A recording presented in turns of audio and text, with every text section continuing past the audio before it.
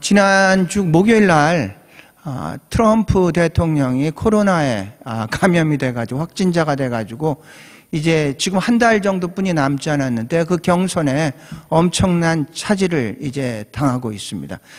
오늘 아침에 오면서 이제 라디오를 들었더니 이제 뭐 군인병원인가 입원을 해가지고 이제 국민한테 이제 얘기를 합니다. 걱정할 거 없다. 이제 그 조만간에 이제 나갈 거니까 뭐 계속해서 지지해줘서 감사하다. 뭐 이제 그러고 있는 게 지금의 오늘의 현실입니다.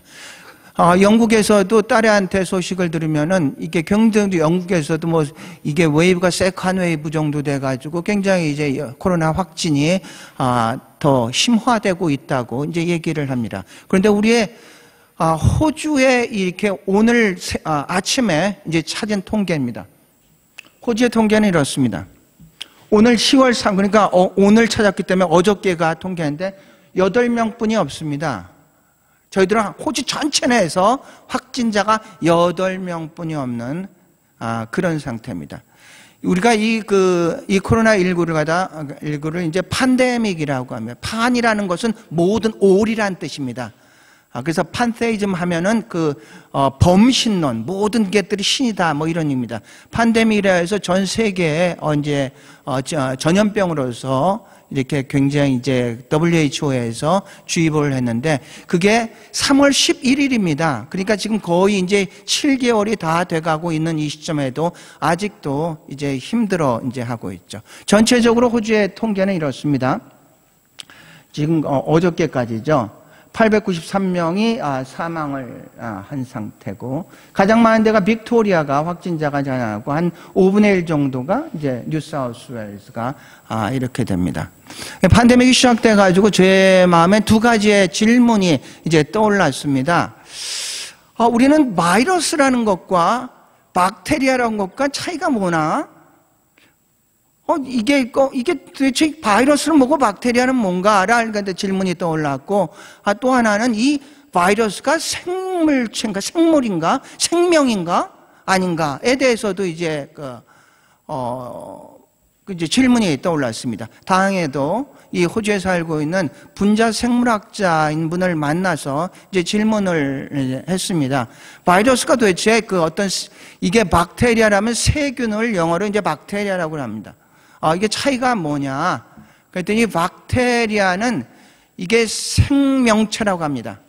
박테리아는 그 자체 내 세포가 있어서 증식을 할 수 있고 스스로 뭔가를 만들어갈 수 있는데 이 바이러스는 그렇지는 않다고 합니다.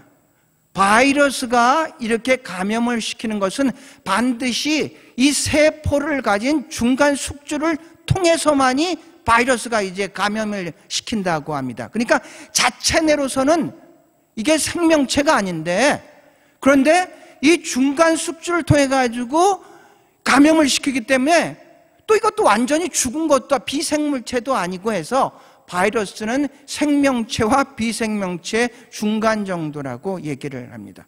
그러니까 박테리아, 세균이라는 것은 자체 세포가 있어서 스스로 증식하고 번식하기 때문에 생명체입니다, 그거는. 그런데 이 바이러스는 생명체도 아니고 비생명체도 아니고 그 중간 단계라고 얘기를 합니다. 근데 이 생명체는 DNA를 통해 가지고 이게 그러니까 세균이죠. 이게 전염을 시키는데 이 바이러스는 두 종류가 있다고 합니다. DNA 바이러스가 있고 RNA 바이러스가 있다는데 뭐 이거 구체적인 거니까 저도 잘 모릅니다. 그런데 그 두 가지가 있다고 합니다. 그런데 DNA 바이러스는 변형이 잘 안 되는데 이 RNA 바이러스는 변종을 자꾸 일으킨다고 합니다. 그런데 이 코비드-19이 이 RNA 바이러스라고 합니다. 그래서 백신을 만들기가 굉장히 이제 자꾸 변종을 하니까 그래서 이제 어려운 거라고 얘기를 합니다. 오늘 여러분과 말씀을 나누고자 하는 그 초점은 뭐냐면 생명입니다. 생명. 지금 우리가 얘기하는 이 모든의 생명은 이게 지금 생물학적인 생명을 얘기를 하고 있습니다. 그런데 이 요한복음에 집중적으로 얘기를 하는 것은 뭐냐면 생명입니다. 그런데 이 생명이라는 것은 일반적으로는 생물학적 생명이 아니라 영적 생명을 얘기를 하고 있습니다. 그래서 이 성경에 보면 이제 좀 다릅니다. 이 생물학적 생명을 살 때는 비오스라고 얘기를 하고, 이 영적 생명을 얘기를 할 때는 조에라는 표현을 씁니다. 그래서 성경에서, 요한복음에서 생명이란 말이 계속 나옵니다. 생명이란 말이 36번, 영생이란 말이 37번이나 이렇게 등장을 합니다. 그런데 그 다 같은 그 용어의 그 궁극적인 정의는 뭐냐면 구원과 관계가 있는 겁니다. 그러니까 영생을 얻었다, 생명을 얻었다, 이 얘기는 구원받았다, 이런 얘기입니다. 요한복음은 다른 복음서와 조금 다릅니다. 4복음서 중에 세 개의 복음, 마태, 마가, 누가는 공관복음이라고 합니다. 공관이라는 건 seen optic이라 가지고 보는 관점이 같다는 얘기입니다. 예수 그리스도를 보는 관점이 같다는 얘기입니다. 역사적인 예수 그리스도에 대해서 자세하게 기록됐는데, 이 요한복음은 이 공관복음과는 달리 이 독수리 복음이라고 얘기합니다. 다른 복음들이 땅에서의 복음이라면은 하늘에서 땅을 보는 그런 복음이라고 얘기를 합니다. 그래서 요한복음은 좀 관점이 다릅니다. 이 요한복음에는 7개의 표적과 7개의 자기 선언이 있습니다. 예수 그리스도가 나는 누군가에 대한 자기 선언이 있어요. 다른 복음서에 없는 겁니다. 여기에서 요한복음에서의 이것은 어떤 기적을 표적이라고 얘기를 했습니다. 다른 복음에서는 기적, 이적 이렇게 표현을 했는데 요한복음은 표적이라고 표현을 했습니다. 같은 사건이더라도 요한복음에서는 표적이라는 표현을 썼고 다른 복음에서는 이적이라는 이런 표현을 썼다는 얘기입니다. 예수 그리스도가 많은 이적과 표적을 일으켰는데 네 복음서에 유일하게 한 가지가, 그러니까 네 복음서에 다 나타난 게 한 가지가 있습니다. 그게 뭐냐면 오병이어의 표적을 얘기를 합니다. 요한복음은 표적입니다. 그러니까 오병이어의 어떤 뭔가 사건이 일어날 때 기적이라고 표현하면 그 기적 자체에 초점을 맞추는 것이고, 표적이라면 그 기적을 일으킨 분에 초점을 맞춘 겁니다. 그래서 오늘 우리가 같이 생각할 것은, 우리가 먼저 7가지 예수 그리스도의 자기 선언에 대해서 잠깐 보았으면 좋겠습니다. 예수께서 생명의 떡이라고 했으면, 나는 생명의 떡이다. 우리가 성경을 읽을 때 단편적으로 읽으면은 왜 이런 말이 나왔는지에 대해서 그 배경을 모르고 단편적으로만 읽는다면은 우리 여러 가지로 좀 이게 자기 나름대로 성경을 해석할 수 있는 그런 오류에 빠질 수가 있습니다. 어느 상황 속에서 예수 그리스도가 나는 생명의 떡인가에 대해서 이제 설명을 해드리고자 합니다. 이것은 6장의 요한복음 6장에 나오는 것이고, 나는 세상의 빛이다 이렇게 했어요. 그 바로 있기 전에는 어떤 사건이 있었냐면은 가늠한 여인이 이제 그 재판을 받는 그런 장면이 있습니다. 이것은 8장에 나오는 것이고요. 그 다음에 나는 양의 문이다. 그 다음에 나는 선한 목자다. 이것은 요한복음 10장에 나와 있는 그런 구절입니다. 11장을 보면은 예수 그리스도께서 나사로를 갖다가, 죽은 나사로를 일으킬 때 마르다가 주님이 여기 계셨으면 내 동생이 죽지 않았을 텐데, 이런 질문을 듣고 내가 곧 부활이요 생명이다, 이렇게 이제 그 배경이 됩니다. 또 14장을 보면은 나는 길이요 진리요 생명이다라는 말씀이 있습니다. 이 말씀은 아까 우리가 그 교동문에서 읽었었던 것처럼 도마가 묻습니다. 여기에서는 최후의 만찬 장면입니다. 최후의 만찬 장면에서 내가 아버지께로 간다 그랬더니 도마가, 주님이 어디로 가시는지는 모르는데 우리가 그 길을 어떻게 알겠습니까? 이렇게 말씀을 했을 때 예수 그리스도께서 내가 곧 길이요 진리요 생명이다, 이런 배경 속에서 이제 나온 말씀입니다. 마지막으로 보면은 나는 포도나무다. 이건 요한복음 15장에 나오는 이런 말씀입니다. 아마 예수 그리스도께서 길을 가다가 제자들에게 이 포도나무를 통해서 이 제자들과 예수 그리스도와의 어떤 관계에 대해서 이제 말씀을 했었던 것 같습니다. 나는 포도나무, 너는 가지인데, 열매는 가지가 맺지만 결국 이 포도나무에서의 진이 가지 않으면 맺을 수가 없다는 것을 이제 설명해 주기 위해서 한 것 같습니다.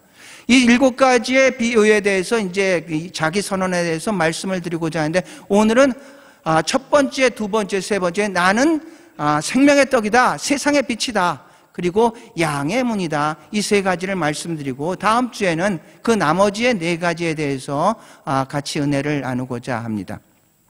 먼저 생명의 떡에 대해서 요한복음 6장에 나오는 나옵니다. 생명의 떡이다는 같이 읽어볼까요? 시작. 예수께서 이르시되 나는 생명의 떡이니 내게 오는 자는 결코 줄이지 아니할 터이요 나를 믿는 자는 영원히 목마르지 아니하리라. 이 배경은 예수 그리스도께서 오병이어의 기적을 일으켰습니다. 유일하게 오병이어의 기적만 사복음서에 기록이 다 되어 있습니다. 다른 기적들은 이 복음서에 기록된 건 저 복음서 없고 그러는데 오병이어의 기적은 다 기록이 되어 있습니다. 특별히 이 요한복음에 좀 구체적으로 기록이 됐습니다. 이제 6월절이 가까울 중에 이제 그 갈릴리 호수에서 사람들이 굉장히 많이 모여 있었습니다. 많이 모여 있었을 때 예수님께서 빌립한테 얘기를 합니다. 네가 저 사람을 먹이려면 어떻게 해야 되겠느냐? 그랬더니 와, 이 많은 사람들을 먹이려면은 200데나리온 이상이 있어야 되는데 어떻게 하겠습니까? 이렇게 얘기를 하죠. 그런데 그 옆에 있었던 안드레라는 제자가 얘기를 합니다. 우리가 가진 거라고서는 이 작은 소녀가 물고기 2마리와 떡 5개뿐이 없습니다. 그랬더니 예수님께서 그 아이의 물고기 2마리와 떡 5개를 축사하시고 그리고 나눠주기 시작했는데 거기에서 앉아있는 사람들, 여기에서는 5,000명이라고 그랬는데 당시엔 여자나 아이들은 카운트에 들어가지도 않았었습니다. 남자들만 이렇게 5,000명. 그러니까 전체로 하면은 10,000명도 넘고 한 15,000명 정도 넘겠죠. 다 나눠주고 나서 그리고 나서 12광주리가 남았습니다. 그러니까 와, 이 백성들이 보니까 정말로 예수 그리스도가 놀라운 분이거든요. 그래서 그를 임금으로 만들려고 그렇게 합니다. 그러니까 요새로 얘기를 하면은 어떤 그러니까 이제 스타들이 많이 있지 않습니까? 가요로 해서 BTS 같은 스타? BTS 모르시는 분도 계시죠? 우리 권사님 BTS 혹시 아십니까? 권사님 모르시죠? 네, 요즘에 막 뜨는 그런 스타. 권사님이 아실 수 있는 이명훈 같은 스타. 이명훈 아시나요? 그런 스타로서 예수 그리스도를 갖다가 이렇게 생각을 하니까 예수 그리스도가 그 자리에서 이제 떠납니다. 그러니까 예수 그리스도를 찾지 못하고 그 다음 날 예수 그리스도께서 계신 곳으로 이제 가게 되죠. 그러니까 예수 그리스도께서 말씀하시다. 너희들이 나를 찾은 것은 이 표적을 본 까닭이 아니라, 그러니까 표적이라고 하면 이것을 통해서 내가 누구인지를 알아야 된다는 얘기입니다. 7개의 표적을 통해서 7개 표적, 당신이 메시아임을 얘기를 하고 7개의 자기 선언을 통해서 내가 하나님임을 얘기를 하는 겁니다. 내가 누구다? I am who I am은 이것은 어디서 나오는 얘기냐면은 출애굽기 3장을 보면은 하나님께서 모세를 부르시고 네가 가서 내 백성을 구해라. 그랬더니 모세가 어떻게 자기가 뭔데 갑니까? 하면서 모세가 질문하냐. 만약에 저 백성들이 누가 너를 우리한테 보냈느냐? 하나님의 이름이 뭡니까? 이렇게 물어봅니다. 하나님의 이름은 그 사람의 자신, 정체성입니다. 그때 하나님께서 대답하시기를 그때 우리가 알고 있는 나는 스스로 있는 자다 이렇게 표현합니다. 그런데 그게 원래 히브리 말로 YHWH입니다. 당시의 사람들은 자음만 쓰고 모음은 없었습니다. 그런데 다른 것들은 모음이 없더라도 계속 다 읽을 수가 있는데 하나님의 이름이 나오면은 그것은 읽지를 못하고 대신 YHWH 아도나이라는 발음을 썼습니다. 주님 이런 뜻입니다. 그래서 나중에 하나님의 이름을 모르고 발음은 해야 되는데 어떻게 할까 해서 YHWH 자음에다가 아도나이의 모음을 더해가지고 그래서 야훼, 여호와 이런 발음이 나오게 된 겁니다. 그런데 그 의미는 뭐냐?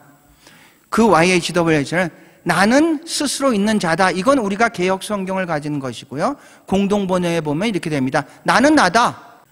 그래서 이게 무슨 뜻이냐면요. 나는 스스로 있는 자, 나는 나, 그게 바로 나는 누구다, 이 말씀을 예수님께서 하신 바로 그런 방식으로 말씀을 한 겁니다. 그래서 7가지의 선언을 통해서 내가 하나님 이름을 얘기를 하고 7가지의 표적을 통해서 내가 메시아임을 이제 말씀하는 그런 겁니다. 그래서 너희들이 나를 본 것은 표적을 보지 못하고 너희들이 배부른 까닭에 나한테 온 것 아니냐, 이렇게 하면서요, 썩을 양식을 위해서 살지 말고 영생을 위한 양식을 위해서 하나님의 일을 하라, 이렇게요. 그러니까 이 사람들이 질문을 합니다. 하나님의 일이 뭡니까? 무슨 일을 하는 것이 하나님의 일입니까? 그건 굉장히 중요한 겁니다. 예수님께서 그 질문을 듣고 하나님이 보내신 일을 믿는 것이 곧 하나님의 일이니라, 이럽니다. 오늘 하나님의 일을 한다고 하면서 굉장히 우리는 모든 걸 행위에 초점을 맞추고 있죠. 그래서 성경에 보면은 뭐야 6장 하나님이 보내신 일을 믿는 것이 하나님입니다. 이다. 그때 이 백성들이 또 물어봐요. 모세는, 우리의 조상 모세는 만나를 통해서 우리에게 먹였는데 당신도 표적을 보여주시죠. 이렇게 얘기를 하죠. 표적을 보여주시죠. 그랬더니 예수님이 그래요. 모세가 한 것은 모세가 준 것도 아니고 그건 육의 양식이지만 내가 주는 것은 영의 양식이다 하시면서 나온 말씀이 내가 곧 생명의 떡이다. 이렇게 한 배경 속에서 이제 생명의 떡이다, 이렇게 말씀합니다. 여러분, 육신의 생명을 유지하기 위해서는 육신의 떡을 먹죠. 육신의 떡은 입으로 먹지만 영의 떡은 믿음으로 먹는 줄로 믿습니다. 내가 곧 생명의 떡이야. 그런 배경 속에서 나온 말입니다. 두 번째로 생각할 것은 세상의 빛이라고 했습니다. 예수께서 다 같이 읽겠습니다. 예수께서 또 말씀하여 이르시되 나는 세상의 빛이니 나를 따르는 자는 어둠에 다니지 아니하고 생명의 빛을 얻으리라. 이 배경은 8장에 나오는 말인데 7장 2절 정도에 보면 이런 게 됩니다. 초막절에 이런 표현이 있습니다. 초막절에 이제 예수 그리스도는 나사렛에서 계셨고 활동은 갈릴리에서 하셨는데 유태인들한테는 반드시 3대 절기에는 남자들은 예루살렘에 가서 하나님 앞에 제사를 드려야 되는 그런 의무가 있습니다. 초막절에 이제 예수님께서 예루살렘으로 이제 가신 겁니다. 이스라엘은 3대 절기가 있습니다. 우리나라도 마찬가지죠. 우리가 10월 1일 날 우리가 추수업이었고 지금도 추석 연휴로서 계속해서 이제 이어가는 것 같습니다. 코로나 때문에 사람들이 어떤 자기 고향도 가지 못하고 하니까 지금 제주도는 초만원이라고 얘기를 합니다. 다 제주도를 가. 농경사회에서의 명절은 추수와 언제나 관계가 있습니다. 우리도 그러니까 지금 추석이라는 것은 민족의 가장 큰 명절 중에 하나인데 우리는 추석이라고 했지만 한가위라고도 하고 중추절이라고도 얘기를 합니다. 이것은 한국뿐만 아니라 중국도 지키고 또 일본도 지킵니다. 오늘 끝나고 저희들이 간단하게 식사를 하는데 식사 준비를 위해서 우리 김정근 부교님이랑 우리 최춘화 부교님 어저께 사택에 와서 음식을 좀 준비를 했습니다. 설교 준비 중이어서 이제 물어봤습니다. 중국에서는 이 추석을 뭐라고 얘기를 합니까? 그랬더니 우리는 중추절, 가운데 중자에 이게 가을 추자죠. 추절이면. 그래서 우리는 중추절이라고 하는데 중국에서는 뭐라고 발음합니까? 그랬더니 이렇게 발음하더군요. 중추지. 전 중국말을 굉장히 잘하는 것 같아요. 중추지. 거기 그래서 오늘은 처음으로 이제 알았는데 그러니까 중추절, 그러니까 영어로 만약 미드 오텀 페스티벌 뭐 이렇게 되네. 그러니까 가을의 가운데란 뜻이거든요. 가을의 가운데 있는 그런 축제일이라는 자. 그래서 조금 더 이걸 갖다 하면 그건 이제 제가 원래 알고 있었던 중국말입니다. 여기에서 신년이 되면 신년, 그러니까 맨도리는 우리가 좀 발음이 비슷한 것들이 많고 캔토니스는 굉장히 다르고 홍콩 사람이 다른데 맨도리 신년 축하합니다. 뭐라고 하냐면 신년 꽈러. 꽈러가 쾌락 있죠. 쾌락 비슷해요. 그래서 중추치 꽈러 이렇게 하면은 중추절을 나중에 이따 끝나고 뭐라고 들을 것 같아요. 자, 그래서 그 어떤 농경문화 속에서 원래는 인류는 농경문화로 시작했으니까 농경문화 속에서 가장 이제 어떤 축제라는 것은 추수와 관계가 있습니다. 이스라엘은 3대 추수절기가 있습니다. 첫 번째 추교절은 바로 보리의 추수가 있습니다. 그때는 무교절이라고 합니다. 보리의 추수가 있고 두 번째 추수는 밀의 추수입니다. 밀의 추수는 77절, 오순절, 맥추절. 맥이라는 것은 보리맥자가 아니라 밀맥자입니다. 맥추절이 있고 세 번째 추수는 장막절이 있습니다. 수장절이 있습니다. 수장절은 과일을 추수를 하는 겁니다. 그래서 이 3대 추수 절기가 기가 막히게 이스라엘의 역사적인 세계의 사건과 맞물려 가고 있습니다. 그래서 이 3대 추수절기는 무교절은 뭐와 맞물려 있었냐면 6월절과 맞물려 있습니다. 6월절과 맞물려 있습니다.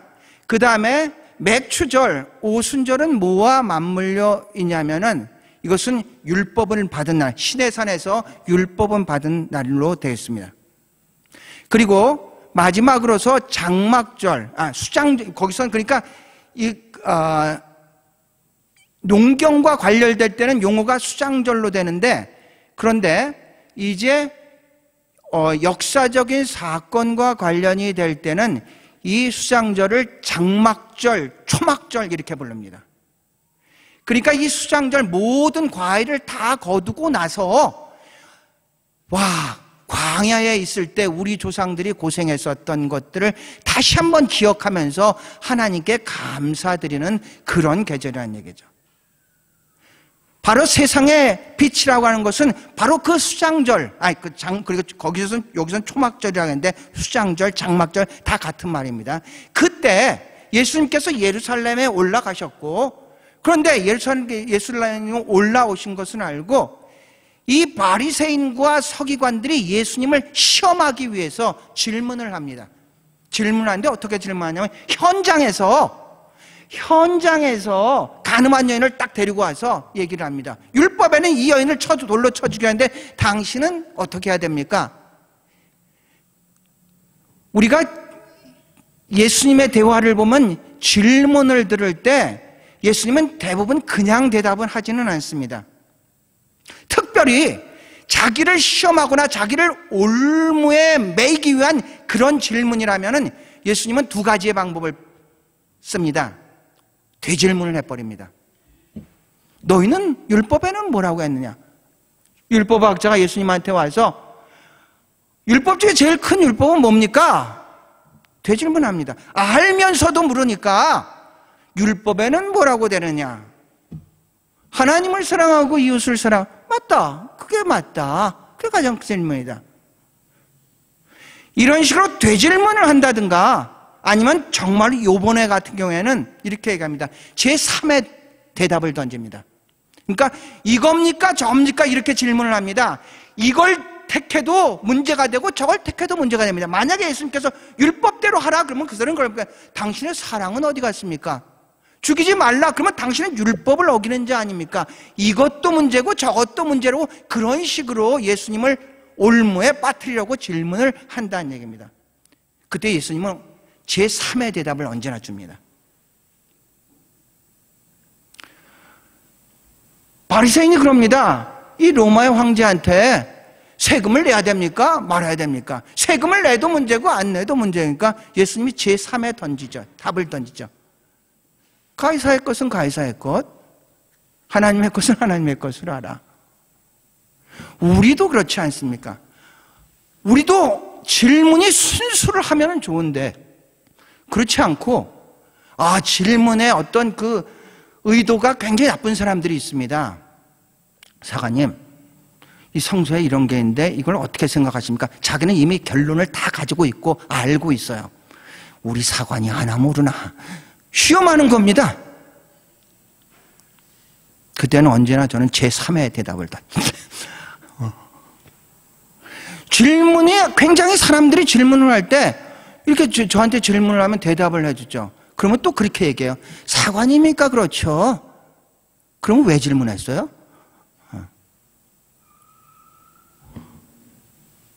이 여인을 다 데리고 나서 그렇게 질문을 합니다. 그러니까 예수님이 말씀하죠. 너희 중에 죄 없는 자가 돌을 던져라. 그러니까 자기 자신들을 보니까 이게 죄에서 벗어날 수가 없거든요. 그러니까 한두 사람씩 다 떠나요. 그리고 나서 예수님이 그 간음한 여인한테 얘기를 하죠. 너를 정죄하는 자가 있느냐? 아무도 없지 않느냐? 나도 너를 정죄하지 않겠다. 이제 가서 더 이상 죄를 짓지 마라. 이렇게 얘기를 하죠. 그러니까 용서받은 것만 끝이 아니라 용서받았으니 용서받은 자답게 살라. 이런 얘기입니다. 더 이상 어둠의 자식으로 살지 말고 이제 빛의 자녀로 살아라. 나는 세상의 빛이다. 빛을 받은 사람은 생명을 갖게 되고 그 생명의 빛을 바라게 돼 있는 줄로 믿습니다. 세 번째로 보면요, 양의 문이라고 그랬습니다. 같이 읽겠습니다. 예수께서 다시 이르시되 내가 진실로 진실로 너에게 말하노니 나는 양의 문이라. 이 성경에 양이 참 많이 등장을 하죠. 우리가 알고 있는 그 가장 쉽게 등장하는 것은 시편 23편에 양에 대해서, 하나님은 선한 목자시고 양에 대해서, 그 시편 23편을 보면은 아주 푸른 초장이 쭉 그냥 펼쳐져 있는 것 같고 물가가 쭉 있고 아주 평화로운 것 같은 그런 어떤 연상을 하게 만드는 이제 시편입니다. 근데 사실은 그 팔레스타인에서는 그런 어떤 아주 양을 치기에 그렇게 좋은 목지가 그렇게 별로 없다고 얘기를 합니다. 그래서 양을 이제 연상을 하죠. 저희 어머니는 그것을 굉장히 좋아하세요. 그래서 시편 23편을 계속 외우시면서 그러시면서 이제 제가 한국에 갈 때마다 집에 붙어 있습니다. 그래가지고 딱 그거 보니까 이거 액자뿐만 아니라 그림도 있었으면 참 좋겠다 해가지고 고속터미널에 가서 이제 그 그림을 이렇게 성화를 이제 사드려서 양쪽으로 이렇게 붙여 드렸습니다. 연세가 드시니까 이제는 지금은 그러지도 못하시고 그렇죠. 그래서 이 양을 생각하면 시편 23편을 갖다 우리가 생각할 수가 있고, 또 누가복음 15장에 보면은 세 가지의 비유가 있죠. 첫 번째 비유는 100마리의 양인데 한 마리의 양을 잃어버린 상태. 두 번째는 10드라크마에다 한 드라크마를 잃어버린 상태. 세 번째 비유는 탕자의 비유가 있습니다. 100마리의 양을 키우다가 한 마리를 잃어버렸습니다. 목자는 그 한 마리를 위해서 헤매고 다니다가 드디어 그 양을 데리고 오는 그런 양을 기억할 수가 있습니다. 세 번째로 우리가 기억할 수 있는 것은 마태복음 25장에 보면 이제 마지막 최후의 심판 때 한쪽에는 왼쪽은 염소, 왼쪽은 양 이렇게 분리되죠. 너희들은 내가 배고팠을 때 먹을 걸 줬고 목마를 때 마실 물 줬고 내가 감옥에 있을 때 나를 갖다가 방문했고 이렇게 좀 얘기를 하죠. 그러니까 이 염소도 그렇고 양도 그렇고 우리가 언제 그랬습니까? 우리가 언제 안 그랬습니까? 이렇게 얘기를 합니다. 그때 예수님께서 똑같은 대답을 합니다. 너희들 가운데 지극히 작은 자에게 한 것이 곧 나에게 한 것이다. 우리한테 그런 것 같아요. 우리가 일을 하다가 작은 것에 충성할 수 있는 사람이 큰 것에 충성하지, 작은 것을 갖다가 무시하는 그런 사람이 큰 일을 절대로 할 수가 없다는 얘기입니다. 왜냐하면 그것은 일을 대하는 태도이기 때문에 그랬습니다. 무슨 일을 하든지 그것을 최선을 다할 수 있는 사람이, 그 사람이 큰 일도 이제 할 수가 있다는 얘기죠. 그래서 양을 생각하면 우리가 이제 여러 가지가 이제 그런 게 있습니다. 그런데 예수님은 나는 양의 문이다 이렇게 얘기를 합니다. 이건 북방부입니다. 이 남반부에서는 제가 양의 우리를 본 적은 없습니다.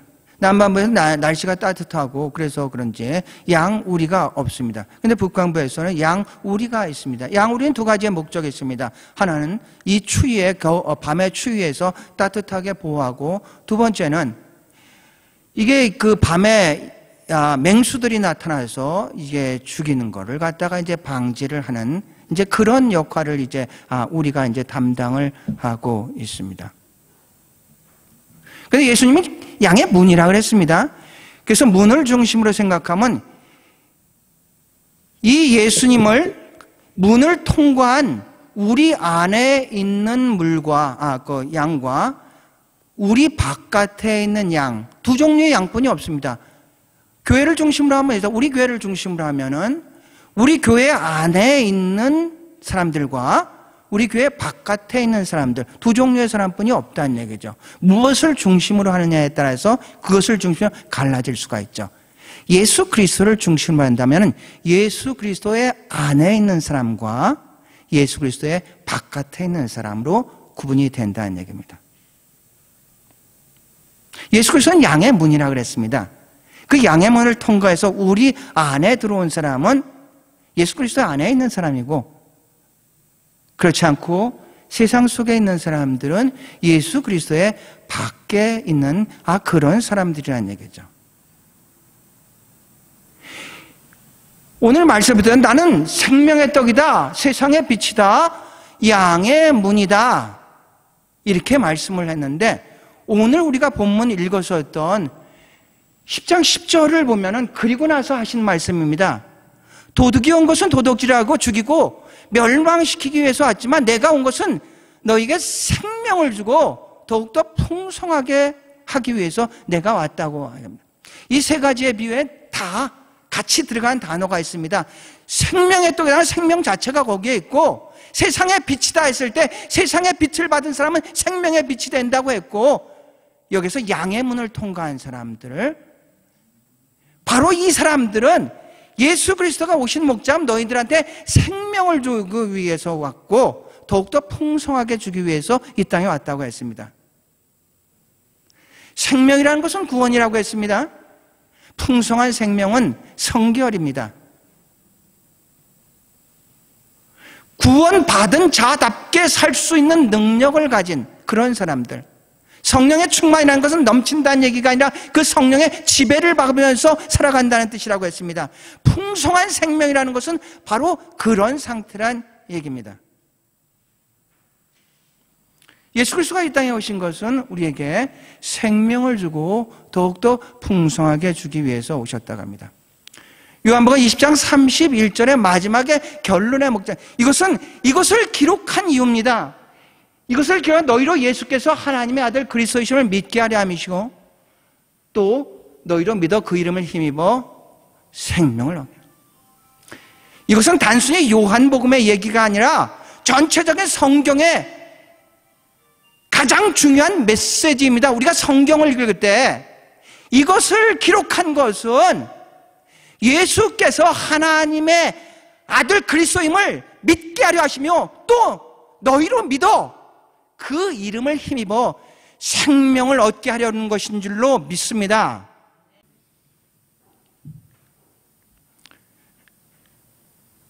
이것이 바로 예수 그리스도께서 자기 자신에 대한 선언을 하신 겁니다.